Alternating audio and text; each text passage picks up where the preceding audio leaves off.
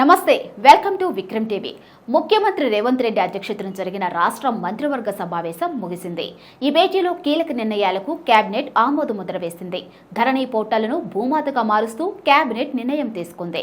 కొత్త రేషన్ కార్డులు ఇచ్చేందుకు కూడా ఆమోద ముద్ర వేశారు. ఇందుకు కేబినెట్ సబ్ కమిటీ ఏర్పాటు చేశారు. కొత్త రేషన్ కార్డుల జారీ విధి విధానాల రూపకల్పన కోసం మంత్రి ఉత్తమ్ కుమార్ రెడ్డి అధ్యక్షతన ఈ కేబినెట్ సబ్ కమిటీ ఏర్పాటు చేయాలని కేబినెట్ నిర్ణయించింది. రేషన్ కార్డు, ఆరోగ్యశ్రీ కార్డు విడివిడిగా ఇవ్వాలని నిర్ణయం తీసుకున్నారు.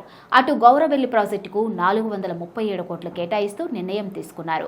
జాబ్ క్యాలెండర్ కూడా ఆమోదం తెలిపారు. ఇక జీహెచ్ఎంసీలో ఔటర్ గ్రామాల విలీనానికి కేబినెట్ సబ్ కమిటీ ఏర్పాటుకు మంత్రివర్గం ఆమోదం తెలిపింది. ఇందుకోసం కేబినెట్ సబ్ కమిటీని ఏర్పాటు చేయాలని నిర్ణయించారు. ఇందులో మంత్రులు సీతక్క, శ్రీధర్ బాబు, పొన్నం ప్రభాకర్ ఈ కమిటీలో సభ్యులుగా ఉంటారు. ఇక కేబినెట్ సమావేశం అనంతరం మంత్రి పొంగులేటి శ్రీనివాసరెడ్డి మీడియా సమావేశం నిర్వహించారు. ఈషా సింగ్, నిఖత్ జరీన్, మహమ్మద్ సిరాజ్ కు హైదరాబాద్ లో 600 చదరపు గజాల ఇళ్ల స్థలం ఇవ్వాలని కేబినెట్ నిర్ణయించింది. నిఖత్ జరీన్, మహమ్మద్ సిరాజ్ కు గ్రూప్ 1 స్థాయి ఉద్యోగం ఇవ్వనున్నారు. ఇక జీహెచ్ఎంసీలో ఔటర్ గ్రామాల విలీనానికి కేబినెట్ సబ్ కమిటీ ఏర్పాటుకు మంత్రివర్గం ఆమోదం తెలిపింది.